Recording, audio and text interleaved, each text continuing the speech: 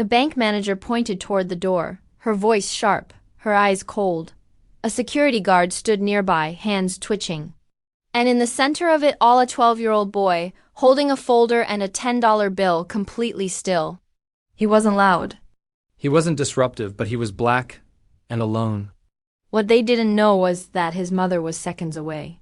And when she walked in, their entire world would flip upside down. This is the story of a mistake they'll never forget. Welcome, story lovers. From where are you watching? Comment your city. 12-year-old Malik loved numbers.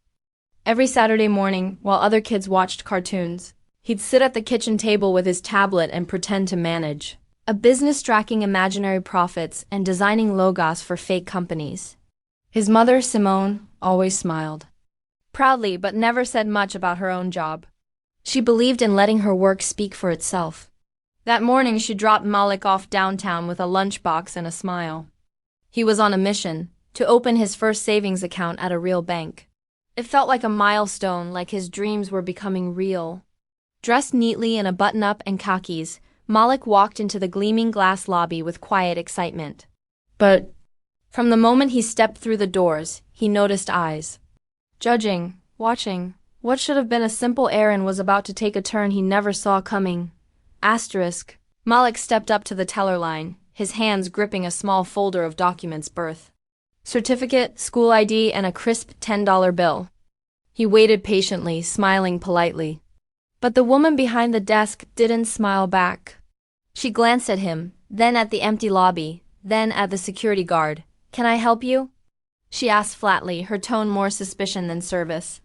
"I'd like to open a savings account," he said, his voice calm but hopeful. She narrowed her eyes. "Where are your parents?" Malik explained that his mom was working and that he had everything he needed. But her expression shifted disbelief, maybe even annoyance. She motioned to the manager. Within minutes, he was pulled aside into a corner of the bank. The manager, a tall white woman with a tight blazer and tighter tone, asked him the same questions again. Then, without warning, she stepped away and dialed her phone. Malik didn't hear everything, but he heard enough. Minor. Alone. Suspicious. The guard stood closer now. His heart pounded. Was he in trouble for trying to save money? Was he not supposed to be here? Then the front doors burst open. He didn't have to turn around to recognize the sound of her heels or the fierce energy in the room. His mother had arrived, but the bank manager didn't know who she was. Not yet. Simone walked in like a storm in heels, poised, powerful, and furious. She saw her son standing alone, cornered by a guard, his eyes wide with confusion and shame. The manager turned, ready to explain, still clueless about who she was talking to. "Ma'am, this child was acting suspicious," Simone calmly pulled out her badge. The room froze. CEO of the entire banking corporation. The manager's face drained of color. The security guard stepped back, and Malik. He just looked up at his mom with a new kind of pride. Not just because she was powerful, but because she showed the world what power with purpose looks like. The lesson was loud, clear, and unforgettable, but some people in that lobby still weren't ready to hear it. Dear audience, if you're enjoying the story, don't forget to give it a like, it really helps.